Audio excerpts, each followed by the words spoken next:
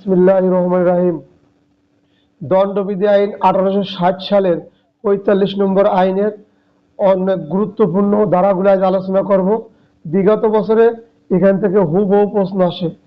প্রশ্নর এই ধারা থেকে প্রশ্নগুলো আসে। এখন এই সম্পর্কে আলোচনা করব। প্রশ্ন, এমসিকিউ এবং কিভাবে স্বাভাবিক কায়দায় পড়া, সেই পড়ার সম্পর্কে আলোচনা করব। পড়াগুলো কঠিন, আমাদের মূল বইয়ের কথাগুলো কঠিন, আমরা সহজ করার জন্য এই ক্ষুদ্র আয়োজন। আর এখানে ক্ষুদ্র ছোট করে যখন স্বাভাবিক ভাষা আমি বলবো, তখন আপনাদের জন্য সহজ হয়ে যাবে পড়াটা। তা আজকে আলোচনা করব 217 থেকে একটু শুরু করব। 217-18 যখন আলোচনা করছিলাম, আজকে আবার 217, 218 থেকে আমি 225 পর্যন্ত আলোচনা করব সর্বোচ্চ ইনশাল্লাহ। তা 217-তে কি বলছে?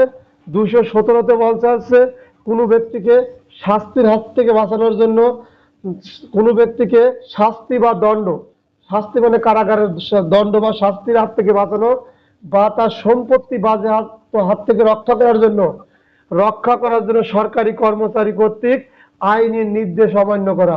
সরকারি কর্মচারী কর্তৃক আইনি নির্দেশ অমান্য করছে। তাহলে কি করছে? সরকারি কর্মচারী, মূল কথা হলো সরকারি কর্মচারী কোনো ব্যক্তি তার পরিচিত হোক বা অর্থের বিনিময়ে হোক, দুর্নীতি করে হোক বা দুর্নীতি করে হোক বা অসৎ উদ্দেশ্য অবলম্বন করে হোক, তাকে শাস্তির হাত থেকে বাঁচানোর জন্য পাবলিককে শাস্তির হাত থেকে বা জনসাধারণকে ওই আদালতের দণ্ড থেকে বা তার সম্পত্তি বাজেয়াপ্ত হাত থেকে বাঁচানোর জন্য সরকারি কর্মচারী যদি আইনি নির্দেশ অমান্য করে, তাহলে তার শাস্তি হলো 217। মানে সরকারি কর্মচারী পাবলিকের উপকার করতে গেছে, এইটা কিভাবে করতে গেছে? তিনি আইনের নির্দেশ অমান্য করে গেছে। এই আইনের নির্দেশ কতভাবে অমান্য করা যায়? এই এই আইনের নির্দেশ তিনি কয়েকভাবে অমান্য করা যায়। একটা, সরাসরি তিনি আইনকে বৃদ্ধাঙ্গুল দেখাওয়া, আইনকে ভায়োলেট করে তিনি কাজটা করলেন। দ্বিতীয়ত হচ্ছে তিনি ঘুষ গ্রহণ করছেন, দুর্নীতি করছেন, অসৎ উদ্দেশ্য অবলম্বন করছেন, বকশিস নিয়েছেন। এইরকম যে কোনো একটা কাজ করে আইনি যে তার শাস্তি বা দণ্ড কথা ছিল বা সম্পত্তি বাজেয়াপ্ত হাত থেকে তার উপকার করার জন্য আইনের বিধান লঙ্ঘন করছে, কাজটা করছে সরকারি কর্মচারী। এই সরকারি কর্মচারীর এই কাজ করার কারণে তার শাস্তি হলো 217। সেম তার কাজটা হলো উল্টো। সরকারি কর্মচারী যদি কোনো ব্যক্তিকে ক্ষতি করতে যায়, আইনের নির্দেশ অমান্য করে কোনো ব্যক্তিকে ক্ষতি করে, তার শাস্তি হলো 166 দ্বারা। একবার হলো ক্ষতি করছে সরকারি কর্মচারী, কোনো ব্যক্তিকে ক্ষতি করছে, আইনি নির্দেশ অমান্য করছে, সে দুর্নীতি হোক, টাকা নিয়ে হোক, উপহার নিয়ে হোক, আত্মীয় স্বজন হোক, সেটা আইন পরিপন্থী কাজ করছে, কাজটা করছে সরকারি কর্মচারী ক্ষতি করার জন্য, তার শাস্তি 166। আর যদি উপকার করার জন্য এই কাজটা করে, তার শাস্তি হলো 217। এখন প্রশ্ন আসতে পারে, প্রশ্নটা কি হতে পারে? স্বাভাবিক মনে করেন প্রশ্ন হতে পারে, করিম নামক ব্যক্তি থানায় একটি হত্যা মামলা করার জন্য থানায় আসে। করিম নামক ব্যক্তি থানায় একটি হত্যা মামলা করার জন্য থানায় আসে। রুজু করতে গেলে থানার ভারপ্রাপ্ত কর্মকর্তা, মামলা রুজু করতে গেলে থানার ভারপ্রাপ্ত কর্মকর্তা আসামি বাঁচানোর জন্য, আসামি হলে থানার ভারপ্রাপ্ত কর্মকর্তার পূর্ব পরিচিত, তাকে বাঁচানোর জন্য তিনি কি করছেন? তাকে বাঁচানোর জন্য তিনি এই হত্যা মামলা না নিয়ে হত্যার চেষ্টায় মামলা নিয়েছে, অথবা স্বাভাবিক হত্যা বা 302 না নিয়ে 305, 7, 8 যে কোনো একটা মামলা নিয়েছে। এই যে তিনি তা ওসির বা থানার ভারপ্রাপ্ত কর্মকর্তার পূর্ব পরিচিত বা ঘুষ গ্রহণ বা দুর্নীতি করে তাকে উপকার করার জন্য, ওই আসামিকে উপকার করার জন্য ভিন্ন মামলা রুজু করছেন, যার কারণে তিনি তার শাস্তি হলো 217 দ্বারা। আবার এইটাই যদি কিরকম হবে? 266 কখন হবে? এই করিম নামক ব্যক্তি যদি হত্যা মামলা করতে আসে, তাহলে তার ক্ষতি করার জন্য দেখা গেল তিনি এই মামলাটা নেন নাই, সরকারি কর্মচারী, থানার ভারপ্রাপ্ত কর্মকর্তা, থানার ওসি এই মামলা তিনি নথিভুক্ত করলেন, মানে তিনি স্বাভাবিক মামলা করতে আসছিলেন। করিম নামক ব্যক্তি স্বাভাবিক মামলা করতে এলেও এখন দেখলো যে স্বাভাবিক মামলা করা যাবে না, ওই রহিমের নামে যে মামলা করতে আছে, রহিমের ক্ষতি করবো, আমি হত্যা মামলা দিয়ে দেবো। ও যে আঘাতের মামলা করতে আছে, করিম নামক ব্যক্তি আঘাতের মামলা করতে আছে রহিমের নামে, তখন করিমের এই মামলা আগাতে না নিয়ে ওই রহিমকে ক্ষতি করার জন্য হত্যা মামলা রুজু করে দিয়েছে, 360 হত্যার উদ্যোগ দিয়ে দিয়েছে। এই ক্ষেত্রে এই থানার ভারপ্রাপ্ত কর্মকর্তা যেহেতু সরকারি কর্মচারী, তার শাস্তি হবে 166 দ্বারা। একবার যদি ক্ষতির মন নিয়ে করে 166, আর যদি উপকারের মন নিয়ে করে আসামি বাঁচানোর চায় 217। এরপর আসছে 218। 218 দোস্ত তুমি লাইনে থাকো, বাকি ছেলেটা কাটিয়ে গেছে, নেটের সমস্যা, গ্রামে ছুটি গেছে, প্রতিদিন হাজির থাকে ক্লাসে, আমাদের প্রতিদিন 8, 9 জন 7 জন হাজির থাকে। আজ তুমি দেখতেছি 2 জন, হয়তো কিছুক্ষণ পরে আসবে। এতে কে আসলো কে না আসলো দোস্ত এটা কিছু মাইন্ড করার নাই, কারণ যে কষ্ট করবে সেই বিজয়, এটাই স্বাভাবিক। এরপরে 218 বলছে কি, কোনো ব্যক্তিকে শাস্তির হাত থেকে বাঁচার জন্য বা সরকারি সম্পত্তি বাজেয়াপ্তের হাত থেকে রক্ষা করার জন্য সরকারি কর্মচারী কর্তৃক ভুল নথি প্রণয়ন। ভুল নথি প্রণয়নটা কিরকম, এটা হলো কাগজ কলমে হয়। আর 117 উদাহরণটা কিরকম, 117 উদাহরণ হলো সরকারের যে আদেশ দিছিল কারাদণ্ড ভোগ করার জন্য 3 মাস দেশে, দেখা গেল 2 মাস কাটা পাঠা দিয়েছে, আদেশ অমান্য করছে। সরকার সম্পত্তি বাজেয়াপ্ত করছিল 5 বোতল, ও 1 বোতল নিয়ে চলে আসছে, অথবা সরকার সম্পত্তি বাজেয়াপ্ত করছে, ও সম্পত্তি নিয়ে আসে নাই, বলে ঠিক আছে তুই ভোগ দখল কর, আমি সরকারের দেখা দেবানে। এইভাবে উপকার করছিল 217। আর 218 হচ্ছে কি, সরকারি কর্মচারী কোনো ব্যক্তিকে শাস্তির হাত থেকে বা তার সম্পত্তি বাজেয়াপ্তের হাত থেকে রক্ষা করার জন্য যদি ভুল নথি প্রণয়ন করে, যদি উপকার করার জন্য ভুল নথি বা দলিল প্রণয়ন করে। দলিল এবং নথি সম্পর্কে পূর্বের ক্লাসে ব্যাপক আলোচনা করছিলাম। এছাড়াও দণ্ডবিধি আইন যখন 29 ধারা দলিল সম্পর্কে আমার আলোচনা আছে, ইউটিউবে দেখে নিন। এখন হচ্ছে এই ভুল নথি, এই যখন কোনো ব্যক্তি থানায় মামলা করতে আসবে, আমাদের থানাতেই বেশি পড়বো, কারণ আমাদের থানার বিষয় এগুলো, আমাদের প্রশ্নগুলো পুলিশ কেন্দ্রিক আসে। কেউ আসলো কি মামলা করতে, হত্যা মামলা করতে আসছে, হত্যা মামলা না নিয়ে তিনি কি নিলেন, আঘাতের মামলা নিলেন। কেউ গুরুতর আঘাতের মামলা করতে আসলো, বললো আমরা মিউচুয়াল করে দেবেন, সমস্যার সমাধান মামলা করা যাবে না। এই যে এর কারণটা কি, এই কারণটা আসলো অসৎ উদ্দেশ্যে টাকা নিয়ে বা ঘুষ গ্রহণের মাধ্যমে এই কাজটা করছে এই সরকারি কর্মচারী, তাতে সে যে র্যাঙ্কের হোক, এরকম কাজ যদি করে তার শাস্তি হলো 218 দ্বারা, দণ্ডবিধি আইন 218 দ্বারা তার শাস্তি আছে। এবং এই যদি 218 দ্বারা যেমন শাস্তি, কি কারণে, এই ব্যক্তির উপকার করবার গেছে, ভুল নথি প্রণয়ন করে ব্যক্তিকে উপকার করতে গেছে। এখন ক্ষতি যদি করতো, সরকারি কর্মচারী অপর কোনো ব্যক্তিকে ক্ষতি করার জন্য যদি কি করছে, ভুল নথি প্রণয়ন করে ক্ষতি করার জন্য, তখন 167 দ্বারা, 167 দ্বারা সরকারি কর্মচারী যদি কোনো ব্যক্তিকে ক্ষতি করার জন্য ভুল নথি প্রণয়ন করে, ক্ষতি করার জন্য, কথার পার্থক্য। আর যখন এই জাতীয় প্রশ্ন আসবে তখন 218 এবং 167 দ্বারা এবং 217, 166 দ্বারা অবশ্যই দিতে হবে, কারণ ভুল আমার লেখায় হতে পারে, দ্বারায় যেন ভুল না হয়। দ্বারা দুটো দেওয়া থাকলে সমস্যা নাই, কিন্তু আমি ওভার কনফিডেন্স যদি একটা দ্বারা মারি আর যদি মিসিং হয়ে যায় তাহলে নাম্বার 00। দুটো দেওয়াতে স্যাররা এক্সামিনাররা বসে, দুটো সম্পর্কেই ধারণা আছে। এখন আজকে আরেকটা দাঁড়ালো 219 সরকারি কর্মচারী কর্তৃক বিচার বিভাগের কার্যক্রম দুর্নীতিমূলকভাবে আইন সিদ্ধ রিপোর্ট ইত্যাদি প্রণয়ন করা। এর বাংলাটা কি, সরকারি কর্মচারী বিচার বিভাগে কার্যক্রম। এত সময় কিন্তু সরকারি কর্মচারী সবই পড়ছিলাম আমরা। এই দণ্ডবিধি আইন 171 থেকে 140 সামরিক বাহিনী সংক্রান্ত আইন পড়ছি। এখানে সামরিক বাহিনী বিষয় নিয়ে আলাদা চ্যাপ্টার, আলাদা অধ্যায়।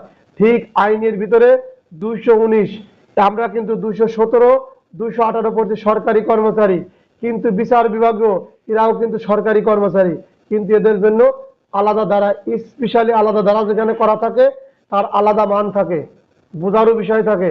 তাহলে 219 বলছে কি, সরকারি কর্মচারী কর্তৃক বিচার বিভাগীয় কার্যক্রম দুর্নীতিমূলকভাবে বা আইন বিরুদ্ধে রিপোর্ট প্রণয়ন।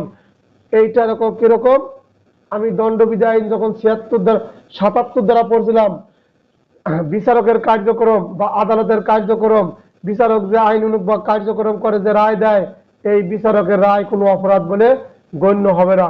এই বিচারকের রায় কোনো অপরাধ, ওখানে স্পষ্ট বলা আছে কি, আইন মাফিক যদি বিচারক রায় দেয়, আইনের যদি ব্যত্যয় ঘটা রায় দেয়, ওই 77 দ্বারা ওই বিচারক মাপ পাওয়ার সুযোগ নাই, বা এখান থেকে সরে যাওয়ার সুযোগ নাই, তিনি অপরাধী হবেন। ঠিক 119 বলছে, এই বিচারক আইন বিচারের রায় দেওয়ার সময় বিচার আইনি যে রকম আদেশ আছে তার বাইরে যদি ঘটে, তার ব্যত্যয় যদি ঘটে, উনি রায় দিয়ে বসে, তাহলে তিনিও মাপ পাবেন না। তিনি ভুল নথি প্রণয়ন করলেন, ভুল আইনের ব্যাখ্যা করলেন, তার শাস্তি হলো 219 ধারায়। এছাড়াও ওই কোর্টের যে পিস্কার আছে, পিয়ন আছে, হয়তো আদালত রায় দিয়ে দিল 6 মাসের, হট করে ও 6 এর জায়গা 5 করে দিল, রায় দিয়ে দিল 3 মাসের, ও গোল করে দিল 0 মাসের, তার মানে 0 করে দিল। এই রকম যদি ভুল নথি করে বেলায় ও লেখার সময়, তাহলেও তার শাস্তি হবে 221। বিচার বিভাগীয় কার্যক্রম, বিচারে জজ, ম্যাজিস্ট্রেট, এই জাতীয় কার্যক্রম এবং ওর সাথে যারা জড়িত, ওই আদালতের সাথে যারা জড়িত বিচার কার্যক্রম, তারা যদি কি করেন, ভুল নথি প্রণয়ন করেন, কি করেন, কোন রিপোর্ট আদালত কোন রিপোর্ট করছে, সেই রিপোর্ট ভুল করছে, কোন আদেশ, কোন রায়, এইগুলো কি করছে, দুর্নীতিমূলক ভাবে করছে, দুঃসিদ্ধমূলক ভাবে করছে, প্রণয়ন করছে, তা বা ঘোষণা করছে, অন্যায় ভাবে ঘোষণা করছে, যা আইন বিরোধী বলে সে জানে। এই যে রায় দেশে, যে আদেশ দেশে বিচারক, এই রায় সম্পর্কে উনি জানে যে আইন এরকম নাই, তিনি জেনে শুনে এই রায় যদি দেয়, উনি জেনে শুনে যদি এই নথি করে, আদেশ দেয় বা রায় ঘোষণা করে, যা দুর্নীতিমূলক বা দুঃসিদ্ধমূলক বলে প্রণয়ন হয়, এবং বিচারকও জানে তিনি কাজটা স্বেচ্ছায় করেছেন, এই কাজটা তিনি স্বেচ্ছায় করেছেন, এবং আইন বলিয়া তিনি আইনে যে ছিল তাও তিনি জানতেন, জানার পরে তিনি যে অপরাধ করে ফেলেছেন, তার শাস্তি হবে 219। গুরুত্বপূর্ণ ধারা, এখান থেকে প্রশ্ন আসবে, বিচারে প্রেরণ করিবার বা আটক রাখার ক্ষমতা সম্পন্ন ব্যক্তি আইনানুগ কাজ করিয়াতেছে বলিয়া জানিয়া সত্ত্বেও যদি তাহা অমান্য করে, যদি তাহা করে, তাহলে কি আমরা পুলিশদের বোঝাবো? আমাদের পুলিশের এএসআই, সাব ইন্সপেক্টর কিন্তু আইন বলে ক্ষমতাবান, তিনি যে কোনো সময় যে কোনো ব্যক্তিকে গ্রেপ্তার করে রাখতে পারেন, আটক করে রাখতে পারেন।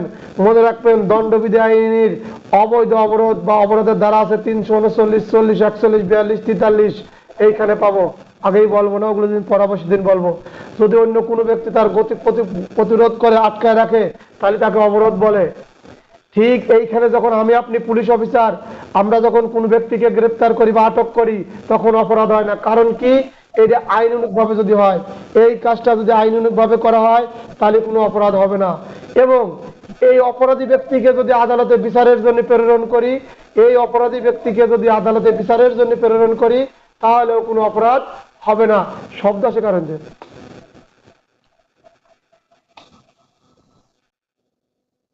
তাহলে কোনো অপরাধ হবে না। কিন্তু আমি রিজাউল করিম সাব ইন্সপেক্টর, তহিদ ওসি, তহিদ হলো থানার ওসি। এখন আমি কি করলাম, আমার ক্ষমতা আছে, একজন ব্যক্তিকে গ্রেপ্তার করলাম।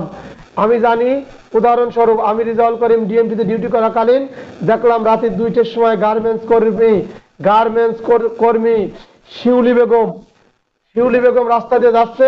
আমি জানার পরে শিউলি বেগমকে গ্রেপ্তার করলাম, তিনি কিন্তু গার্মেন্টস কর্মী, আমি জানি। এরপরে তাকে কি করলাম, আদালতে বিচারের জন্য প্রেরণ করলাম। তাহলে আমি গ্রেপ্তার করলাম অবৈধ, এবং তাকে যে বিচারের জন্য আদালতে প্রেরণ করলাম, এটাও অবৈধ। হতে পারে আমি পুলিশ, হতে পারে লোকপান থানার ওসি, সমস্যা নাই, বা থানার ভারপ্রাপ্ত কর্মকর্তা।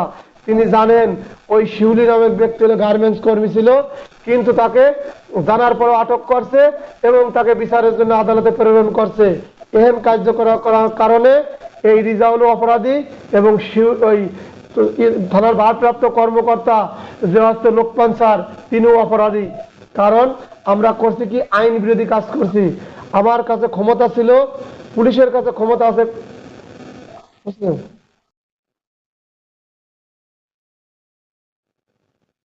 হ্যাঁ,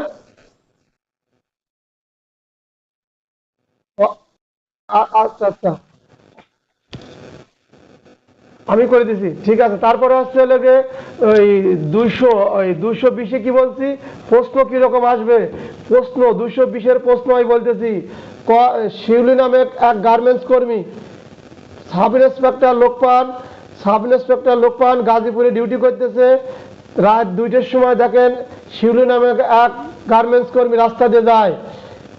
এই লোকপান সাব ইন্সপেক্টর তাকে গ্রেপ্তার করে এবং আদালতে প্রেরণ করে, আইনি আদালতে ব্যাখ্যা করেন। একটা দ্বারা একটা প্রশ্ন, খুঁজে পাবো না, কারণ আমরা কিন্তু হাজারবার পড়ছি। আমরা ব্যাখ্যামূলক আলোচনা করব, এমসিকিউ বহা যাচ্ছে এবং প্রশ্ন এখানে শেষ হয়ে গেল। ঠিক আছে, এই রকম প্রশ্ন আসলে মনে করবেন এই লোকপান যদি আইনানুগভাবে কাজটা করতে কোনো অপরাধ হতো না, কিন্তু লোকপান জানে, সাব ইন্সপেক্টর লোকপান জানে যে এই শিউলি বেগম গার্মেন্টস কর্মী, জানার পরে ওরা আটক করছে এবং তার কাগজপাতি দেখার পরেও তিনি কি করছে, তারা আদালতে বিচারের জন্য প্রেরণ করছে। এই জানে শুনে তিনি এই কাজ করার কারণে তার শাস্তি হলো, কার শাস্তি হবে? লোকপান সাব ইন্সপেক্টরের শাস্তি হবে 220। এছাড়া পুলিশ আইন এবং পিআরবির বিধিবিধান অনুসারে তার শাস্তি হবে। এইখানে যে সূচিগুলো পড়বেন 212 থেকে 225 পর্যন্ত খুব টেক কেয়ার করে খেয়াল করে পড়বেন। সূচির কথাগুলো আমি আবার সুন্দর করে আবারও বলবো। এরপরে 221 খেয়াল করেন, গ্রেপ্তার করতে বাধ্য হওয়া সত্ত্বেও সরকারি কর্মচারী গ্রেপ্তার না করে, গ্রেপ্তার করা কথা বলছে। এখানে বহুত প্যাচ নেবেন না, প্যাচ নিলেই 221 আর 222 আইলে ফেলাবেন। 221 বলছে গ্রেপ্তার করতে বাধ্য হওয়া। তাহলে গ্রেপ্তার কখন করছি? আমরা চাকরি করি না, সবাই পুলিশদের কথা বলবো, অন্য কোনো লোক আনবো না, প্রশ্ন পুলিশদের আসে। আমরা চাকরি করি, আমরা গ্রেপ্তার করতে বাধ্য। জনসাধারণ গ্রেপ্তার করতে বাধ্য 59 ধারায়। তার দৃষ্টি সীমানার মধ্যে যদি কোনো আমলযোগ্য অপরাধ করে জনসাধারণ গ্রেপ্তার করে 59। কিভাবে করে? তার দৃষ্টির মধ্যে যদি কোনো আমলযোগ্য অপরাধ করে, জামিনের অযোগ্য অপরাধ করে এবং সরকার কর্তৃক ঘোষিত। আর আমরা কি করব? গ্রেপ্তার করতে বাধ্য, এমন অপরাধ করছে গ্রেপ্তার ওকে করাই লাগে। সেমন কিরকম কাজগুলো করে? সে সমাজের অন্যায় করে বেড়াইতেছে, তারপরে আমলযোগ্য অপরাধ করতেছে, তারপরে আমলযোগ্য তার নয় মামলা আছে, তারপরে আরো ভয়ঙ্কর যে কার্যক্রমগুলো আছে সে কার্যক্রমগুলো করতে পারে। বা আমার কাছে সন্দেহ হয়েছে, পুলিশ অফিসারের কাছে সন্দেহ পোষণ হচ্ছে যে ও বড় ধরনের কোনো অপরাধ করতে পারে, ক্রিমিনাল কাজগুলো ক্রম সে করতে পারে, সেই ক্ষেত্রে এই পুলিশ অফিসার গ্রেপ্তার করতে বাধ্য হয়। সেক্ষেত্রে পুলিশ অফিসার গ্রেপ্তার করা বাধ্য হয়। এছাড়াও দেখলাম কি, আমার চোখের সামনে আমি পুলিশ অফিসার ডিউটি করতেছি, একজনকে মারিয়ে ফেললো, আমি তো বলেই ফেললাম আইনের ভাষায় আমলযোগ্য, কথা একটাতে শেষ। ওই খুন করা গল্প করবো না, ধর্ষণের গল্প করবো না, কারণ আমি বলছি আমলযোগ্য অপরাধ, জামিনের অযোগ্য অপরাধ এবং সরকার কর্তৃক ঘোষিত যে অপরাধ, এরকম অপরাধী যদি আমার সামনে ঘোরে তাকে আমি কি করব? তাকে আমি গ্রেপ্তার করার জন্য ক্ষমতাবান। এই ব্যক্তিকে আমি গ্রেপ্তার করলাম না, আমরা পুলিশ সদস্য গ্রেপ্তার করলাম না, আমরা সরকারি কর্মচারী, তাকে পালানোর সুযোগ দিলাম যে ঠিক আছে চলে যা, তাকে বিভিন্নভাবে সহযোগিতা করলাম আরো, তাহলে আমার আপনার শাস্তি কত? 221। আবার আপনার শাস্তি 221। খেয়াল করবেন, এখন আমি 222 বলবো, এটা আবার ফেরত আসবো। 222 একটা কথাই মনে রাখবেন, দণ্ডিত ব্যক্তি, কারাদণ্ডে দণ্ডিত ব্যক্তি, তারপরে লাইন আর পড়বেন না। কারাদণ্ডে দণ্ডিত ব্যক্তি যিনি রায় ঘোষণা, আমরা সাধারণত থানায় আছেন দোস্ত, আমার দোস্ত থানায় আছে, সাজা, জিয়ার সাজা আর সিয়ার সাজা আছে না, এই সাজাধারী ব্যক্তি যদি থানার সামনে দিয়ে ঘোরে, আমি আইন প্রয়োগকারী সংস্থা আমার সামনে দিয়ে ঘোরে, আর আমি যদি ওকে গ্রেপ্তার না করি, ক নামক ব্যক্তি 3 মাসের সাজা, তিনি থানার সামনে দিয়ে ঘোরেন, ওসির সাথে মিটিং মিছিল করেন, ওসি গ্রেপ্তার করে না, আইনের আলোতে ব্যাখ্যা করো, কয়েছে আইনের আলোতে ব্যাখ্যা করতে, ব্যাখ্যাটা শিখেছে 221। 200 কত? 222। 200 কত? 222 হলো কি? হলো কারাদণ্ডে দণ্ডিত, আদালত ওকে দণ্ড দিয়েছে, আদালত ওকে দণ্ড দিয়েছে। খেয়াল করবেন, এতটুকু পড়বেন, প্রশ্ন আসলে আমার আপনার এতটুকু আসবে। রিজাউল নামক ব্যক্তি 3 মাসের কারাদণ্ডে দণ্ডিত, কিন্তু ওসির সাথে দলীয় প্রোগ্রামে মিটিং করতেছেন বা তার এলাকায় যেটা সামাজিক অনুষ্ঠান হচ্ছে সেই অনুষ্ঠানে রিজাউল করিম এবং ওসির দেখেন মিডিয়ার লোকজন ভিউ পরিবেশে কি ব্যাপার, দণ্ডিত লোক কিভাবে ওসির সামনে ঘুরলো, তাহলে ওসির কি অপরাধ? আইনের আলোতে ব্যাখ্যা করেন। কারণ আমি আপনি জানি তো ওসি স্যার রাতের মিটিং গল্প করেই, হ্যাঁ এবার কোন ধারা লাগবে, কোনো ধারা আছে কিনা? যার পড়া নাই সে বলবে এটা পশ্চিম আমেরিকার থেকে নিয়ে আসে, এটা বিদেশের থেকে নিয়ে আসে, আর যার পড়া আছে সে বলবে না এ তো মজাদার জিনিস, 222 মারি দেয়। একটা ধারা 4 নাম্বার, 5-এর ভিতর 4 দেওয়ার না দিয়ে কোনো উপায় নাই, কারণ 40 পায়, 43 পায়, 38 পায়, কারা পায়, যে সুন্দর এবং সঠিক ধারা মারে সেই পায়। আর তাহলে 221 কেন দেবেন? 221 হচ্ছে লেগে আমি এটা অপরাধ করছি যে অপরাধে পুলিশ অফিসার গ্রেপ্তার করার জন্য বাধ্য, আমি এটা অপরাধ করছি। কি অপরাধ?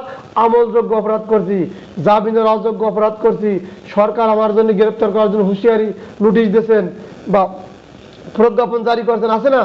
এই ক্ষেত্রে সরকার 221 দ্বারা আমাকে কি করবে, পুলিশ অফিসার যদি গ্রেপ্তার না করে, আমি সাব ইন্সপেক্টর জয় এসআই যদি দেখতে চোখের সামনে ঘটতেছে, তখন কিন্তু জনগণ অভিযোগ করে পুলিশের সামনে করে, পুলিশ গ্রেপ্তার করে না। আমার তো ভয় লাগে স্যার, এই যে তখন আমি আপনি ফাঁসিয়ে যাব, 221 দ্বারা আমাদের পার পাওয়ার সুযোগ নাই। আর আমি আপনি যে গ্রেপ্তার করি নে, কেন গ্রেপ্তার করি নে?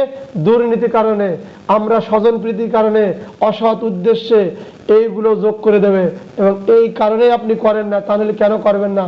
আপনি 10 জনের ধরে থানায় পাঠালেন, পাঠাচ্ছেন না কেন? নিশ্চয়ই আপনার অসৎ উদ্দেশ্য আছে। আমি আপনি কাজ করছি আইন পরিপন্থী, ঠিক আছে? স্বাভাবিক এবং সুন্দর ভাষায় খবরদার, আপনারা 222 শুধু পড়বেন কারাদণ্ডে দণ্ডিত অথবা দণ্ডপ্রাপ্ত। অন্য কথা যোগ করে যখন সূচি মুখস্থ করবেন, তখন আড়া ফেলা দেবেন, আড়ানো যাবে না। পরীক্ষার কেন্দ্রের সময় খুবই কম, কারোরটা দেখে উত্তর করতে যাবেন না। আপনি অল ইন অল, আপনি সুপ্রিম পাওয়ারের লোক। ওখানে কে কারটা শুনবেন, সে কি জানে আল্লাহ, আপনার চেয়ে বেশি জানে না। অতএব নিজের সিদ্ধান্ত নিজে দেবেন। এরপর আসেন 223 কি বলছে? সরকারি কর্মচারীর অবহেলার কারণে আটক বা হাজতে যদি আসামি পালন করে, এখন আমাদের সবার উপর দায়িত্ব এসে গেছে। আমরা যে আসামি হাজতখানায় রাখি বা যাকে আটক করি, সে আসামি পালা গেল। আমি একটা আসামিকে ধরে নিয়ে আসলাম গ্রামের থেকে, ওয়ারেন্টের আসামি, এলাকার লোকজন ধরলো যে ওয়ারেন্টের আসামি ধরে নিয়ে গেছে, আমার কাছ থেকে চলে গেল। তারপরে কি আজতে ছিল, আমি আজত পাহারা দিচ্ছিলাম, আজতে চলে গেছে, পার পাওয়ার সুযোগ নাই। আপনার আমার শাস্তি 223। কিন্তু আমরা পড়ছিলাম, এখন বলেন কত ধারায় পড়ছিলাম, আসামি চলে গেলে তাকে পুনরায় গ্রেপ্তার করা যায়? বলেন।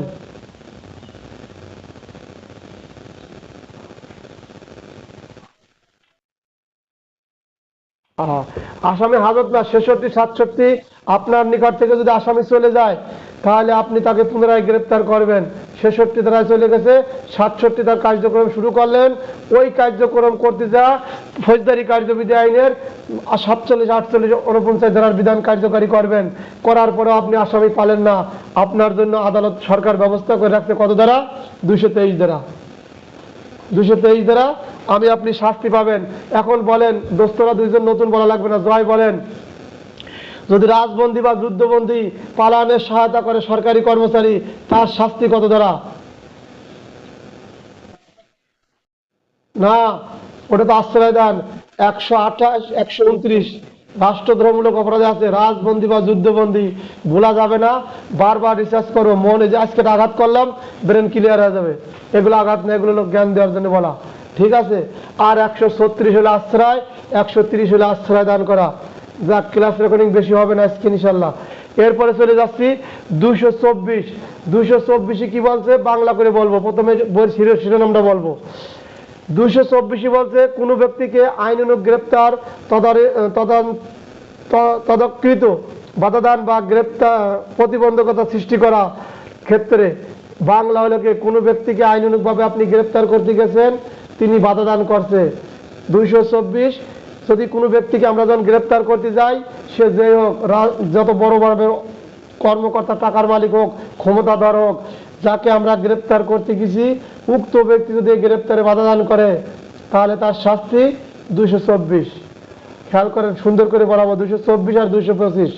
224, এই জয় আমারে গ্রেপ্তার করতে আইছেন, জয় সাব ইন্সপেক্টর আমার গ্রেপ্তার করতে আইছে, আমি জয়কে বাধা দিলাম, তাহলে এই শাস্তি কিরা ভোগ করবে? আমি ভোগ করব, কারণ আমি বাধা দিছি।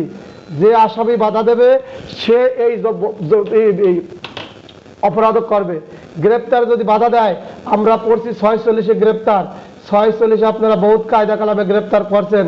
যদি গ্রেপ্তারে বাধা দেয়, তাহলে কত দ্বারা শাস্তি হবে? 46-তে বলতাম, কিন্তু তখন আমি দণ্ডবিধি পড়াই নাই, তাই এই সিগন্যালগুলো দেয় নাই।